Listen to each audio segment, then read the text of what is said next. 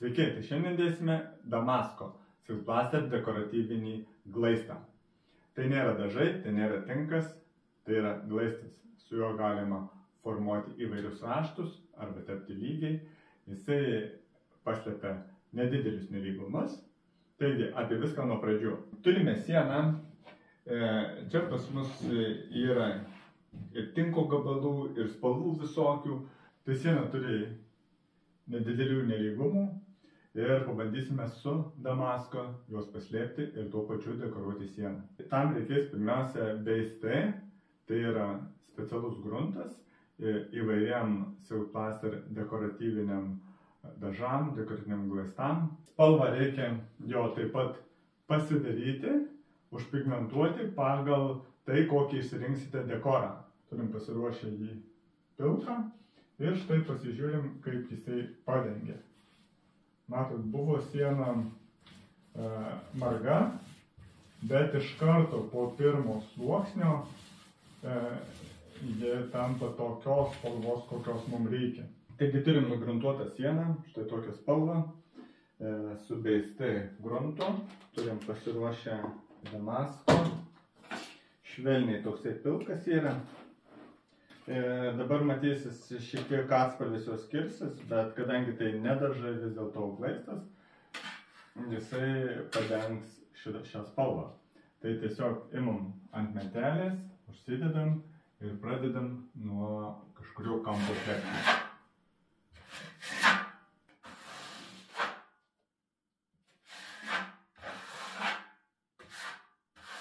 Išdžiūvęs paviršius tampa labai kietas ir labai tvirtas, todėl reikėtų iš karto tepant pasižiūrėti, kad nebūtų kažkokių pataisimų, kažkokių tokių nelygumų.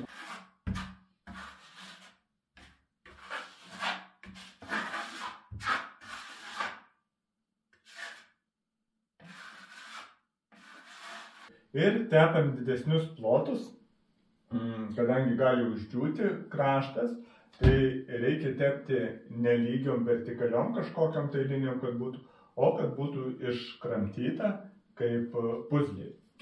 Tada jeigu jūs darote vienam kampe, tam, kad apačioj ten, kur padarė, neužstingtų, nesudžiūtų. Jeigu ir sudžius, kadangi bus iškramtyta, o raštas irgi toks visas pereinantis, tai tikrai nesimatys. Kur tinka jį naudoti? Jį praktiškai vidaus patalpose galite naudoti visur. Galite naudoti net vonioje, išskyrus duše pačiam, ten, kur yra tiesioginis vanduo. Štai ir pasidarėm per vienu sluoksniu. Jisai ir dedamas principe vienu sluoksniu.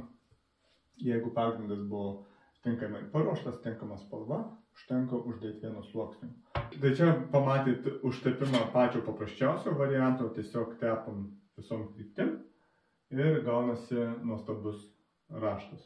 Dabar galima ką padaryti toliau, galima pasidaryti su juo įvairias struktūras, tūkstantį linijų galima susibraižyti, puikiai gaunasi, galima pasidaryti pasaulio žemėlapį ir kitus sugalvotus raštus. Tai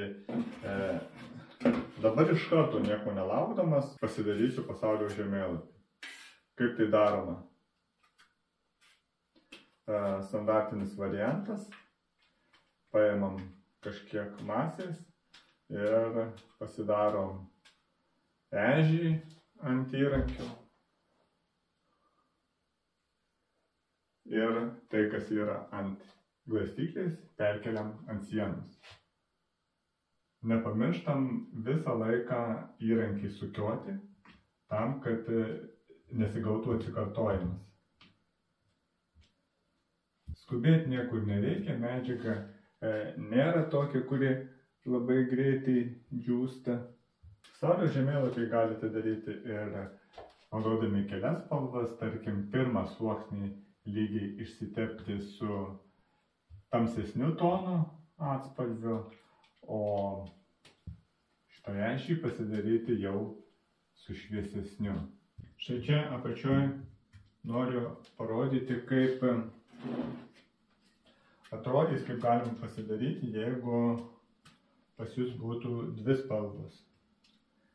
Tai praktika rodo, kad pirmas sluoksnis turėtų būti tamsesnis, antras sluoksnis šviesesnis. Tiesiog prasilyginam dabar.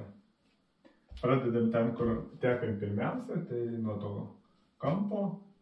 Ir lengvai braukiam, svarbu pasukti įrankį skirtingom pusėm. Štai. Kad nesigautų į vieną pusę sukritę, todėl kiekvieną braukimą vis pasukam 90 laipsnių įrankį.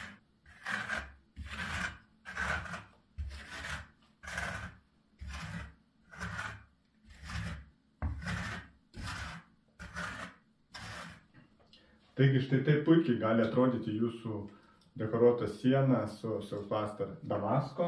Kaip matote, visa technika yra nesudėtinga. Dabar čia matote tokį pusiau blizgų paviršių, kuris šviesą atspindi. Yra kita medžiaga analogiška Damasko sudėtim, tepimo būdu yra velvet, kuris yra visiškai matinis.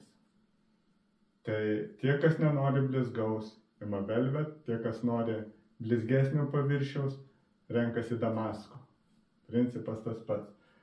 Puikiai tinka visuomeninėms patalpoms, kavinėms, viešbučiams ir visur kitur parduotuvėms, taip pat namams, ten, kur reikia atsparumo, valymo gero, paprasto išdėjimo ir nuostabaus rezultato.